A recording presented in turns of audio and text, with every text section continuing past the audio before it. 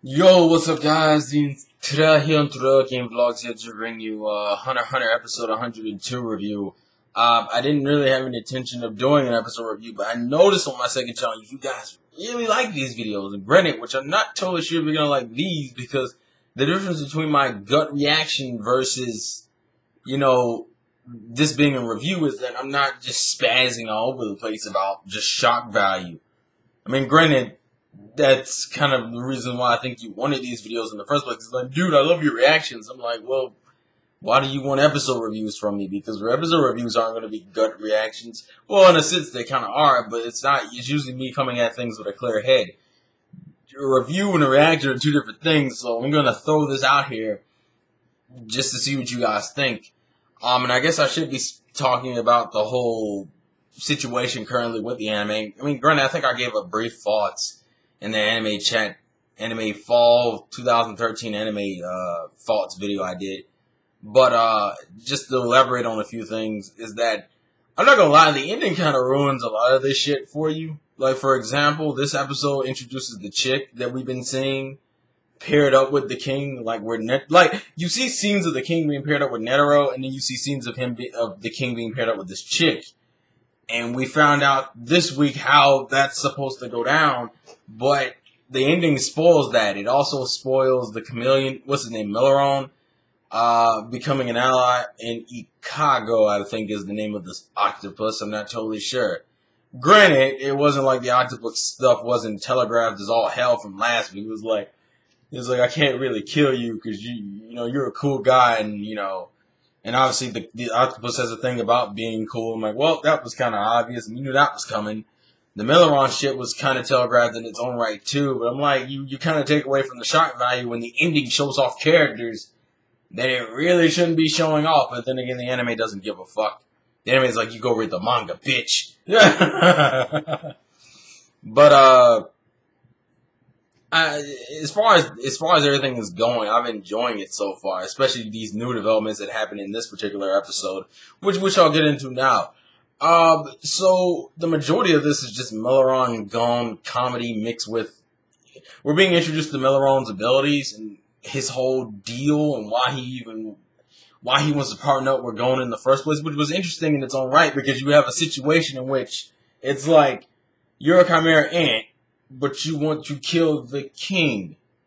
And it's like, I'm thinking, and most of you would think, oh, it's just power dominance, or he wants revenge for the queen being killed. No, his whole reasoning is the fact that he killed Peggy. And the funny thing is that he wants to kill a chimera ant on the perspective of a human, technically. It's not a chimera ant thing, it's a human thing. You killed Peggy. And Peggy just happened to be his, foster father when they were human. Because Milleron, I think, is his real human name. I don't think it's his Chimera Ant Arc name. Not Ant Arc. Chimera Ant name. Which was interesting. I mean, this has been brought up in a few episodes ago, too. Where some Chimera Ants refer to themselves through their human names instead of their Chimera Ant names. Which, I guess, has something to do with, if you're born from a human, you retain, since humans is the basis of all their bodies for the most part. They all have humanoid shapes. Obviously, human traits are the ones they grab the most from, which you can tell through their personality and their memories and their common knowledge and everything. Which I thought this is a good way of showing that. Of having some of these chimera ants just being like, fuck it. I want to do what I want to do, but that doesn't necessarily mean I want to just kill and eat humans all the damn time. Because it's obvious they don't have to do that to survive. At least there's no claim that they have to do that. They just do it because they like to do it. So the stuff with Milleron and Gon was interesting purely because, for one, we get his three. It's only really two with an extra tidbit about the second one, but he has let's just say he has three abilities, which is his basic chameleon-based powers, and then his other two powers, which are based around the chameleon concept, which is that if he holds his breath, he can erase his existence. It's like people can still touch him and hit him, but they won't realize they've done so because they can't feel or sense anything. It's like their sense of perception is out of whack, so they can't necessarily realize an obvious truth It's like you're still touching him, but you're not aware that you're touching him. It's that kind of thing. And then the secondary ability, which is if he's holding someone while using that ability, then they have that same ability, which then makes his plan really fucking obvious. He's like, well, if you can erase your presence, essentially he wants them to just sneak up on the king and go and hit him with rock, paper, scissors at point blank range without any knowledge of the king knowing how to defend himself. The problem being, and this is true just in general right now, we don't know what the king's abilities are. We know he has his base abilities, and his base abilities are fucking ridiculous. You can also tell he's based off Cell like a motherfucker. I think I've said this before. But the tail thing makes me it's like, Jesus Christ. That is obviously a Cell reference. If I've ever, and granted, Cell's probably my favorite he's probably one of my favorite DBZ villains, personality-wise, but just, oh god, it's parallels, fucking great. So I'm still kind of curious what his abilities are going to be, because he kind of doesn't need anything in any particular way. It could be like Neferpitu's, where it's just kind of like he's feeling a kind of way in a certain situations, like, I guess I'll have this ability. Because Neferpitu's ability has nothing to do with her personality. She was in her little, I want to kill and I'm calling her a she. I don't give a fuck what the book says. She looks like a she, I'm calling her a she. If she's a boy, fuck it. The anime says, fuck it. She's a girl, so fuck it. I don't care. Anyway, her ability is just that, her wanting to fight strong opponents. So she just kind of like revives Kite under the impression that there aren't any other strong humans. And then she kind of just worked with her ability. Her ability just happened to be really fucking useful in the long run of things. It's not like she was thinking about that shit. Plus that, we don't even know the other two guard members' abilities. Granted, we don't even know their nin abilities anyway, because we know the red dude has the ability to just kind of like, not shapeshift, but he can like, it's like pseudo shapeshifting. And then the dude with the butterfly wings, I'm pretty sure is going to be some type of mental nin ability where he can affect a person's mind. That's usually what they do to the musical kind of characters, or the characters that look mystical as shit. They give them some type of mind fuck ability, like where it just fucks with the mind or the senses and everything. We also find out some interesting information regarding Morgul and Gonuv, I believe is their names. Knuckle and Shoot's masters, pretty much. Well, not technically. Knuckle and Shoot's master, I believe, is Morgul, and Gonuv is the master of Palm, which I think we will see later, because the ending shows a girl that looks like Palm, and I think that's Palm anyway. That's besides the point. That they're going to be working on sealing Neferupitu's controlling movements, pretty much forcing them to come out of hiding, and not like they're really hiding anyway. Pretty much putting them in the position where they're gonna have to fight at point blank range, putting Knuckle, Shoe, Kahlua, and Gon in the position where it's like, we're gonna have to decide whether we're gonna just run up on the motherfucker, because we're gonna end up fighting them. We have to fight them now, because Morgul and Gonov are not gonna be in the position to do shit if they're spending all their energy here. And oh god, what's his name? Netero is somewhere training, so you can't even contact him. Because fucking Gon makes the suggestion that Knuckle should be he's pretty much suggesting that Knuckle should partner up with, I just had his fucking name. I just said his name a minute ago. Morgul? Oh god. If you couldn't tell, I'm recording this fairly late. But this is the episode, I don't really need to go through everything. Whether he ends up partnering up with Knuckles is a different story. I mean, obviously you can see his apprehension towards it, which makes sense. I mean, the fact that he only told Gon, and that was based off of him beating the shit out of his two subordinates and watching him. Granted, he does say something interesting about the whole Gon being a beast, and it was like, about how he got the sense that he was some type of beast and he'd be a perfect person to partner with because of how ridiculously strong he seems to be. Which is obviously hinting to Gon probably going to have like a fucking Naruto Nine-Tailed Fox moment where he just loses his shit and goes OP as fuck. Because, I mean, he showed hints of that when Morville was like, I need to test your strength. And Gon was like, it's a good thing you stopped, Morville, son. Because I was about to kill you, and you were just like, it's like one of those situations. So we know he's probably going to have one of those fucking I'm done moments and just rape everything.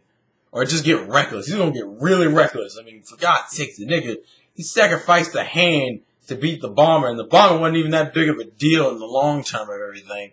Shit was ridiculous. He's going to get really fucking reckless, I can already tell. People were kind of like, man, the king is a beast.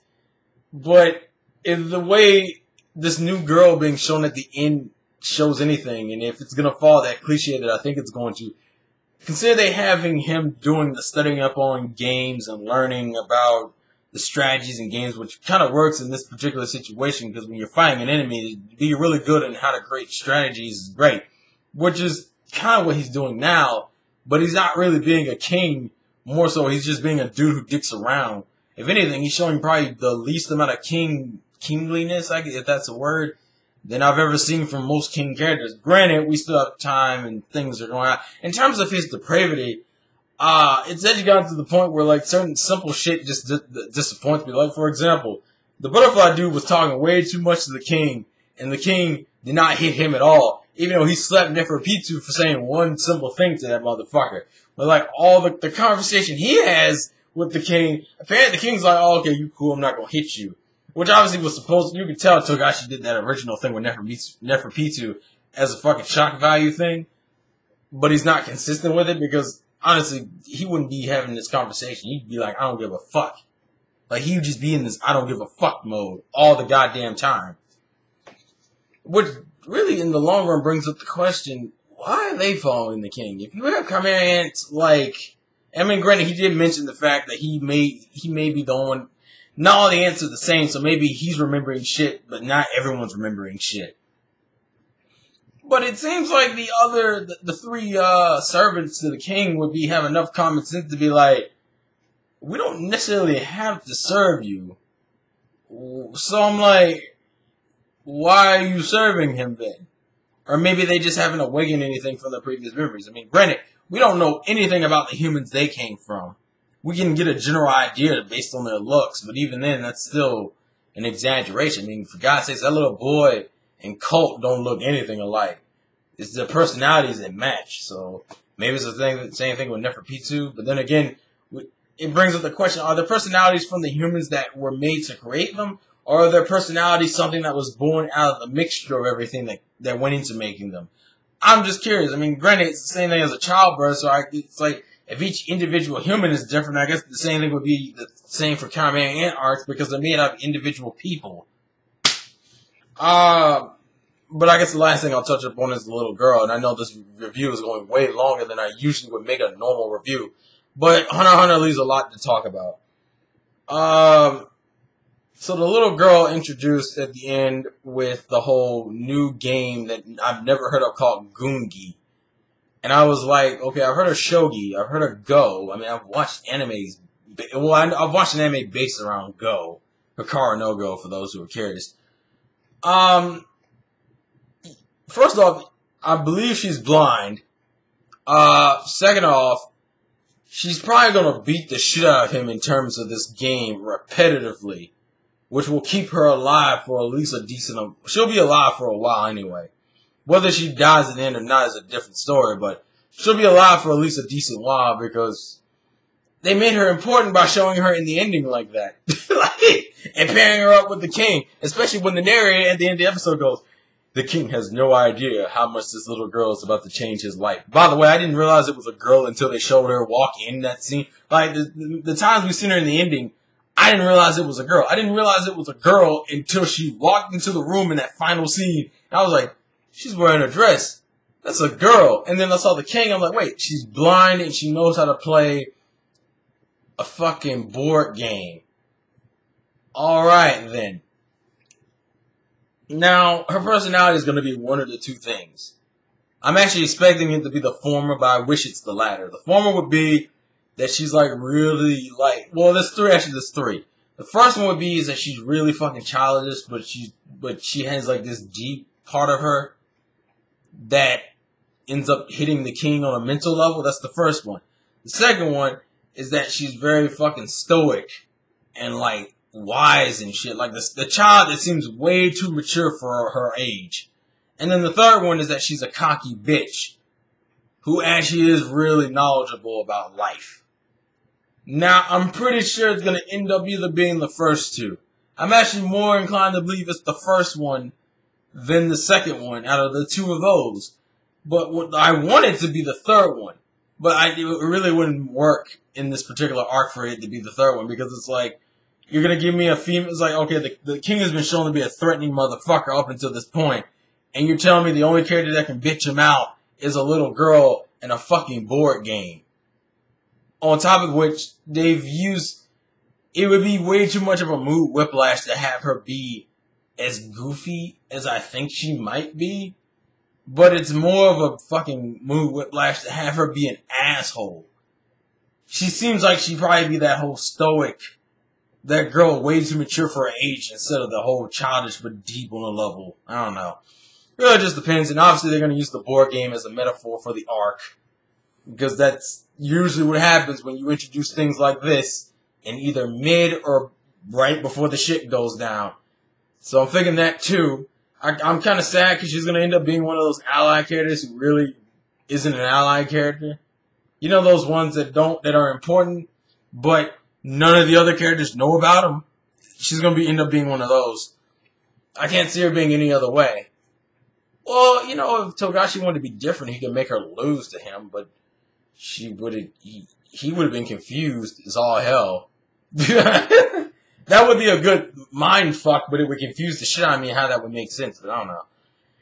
Anyways, I have talked for almost 20 minutes, so please leave your thoughts and comments in the comment section below. Tell me what you guys think about me doing reviews instead of reactions, because as I said, these are two different things. Reactions are like, oh shit moments, versus me actually talking seriously about the damn episode. Granted, it's not like I don't do that reactions, but it's all that, what the fuck? Oh my god! It's like that. So, you know.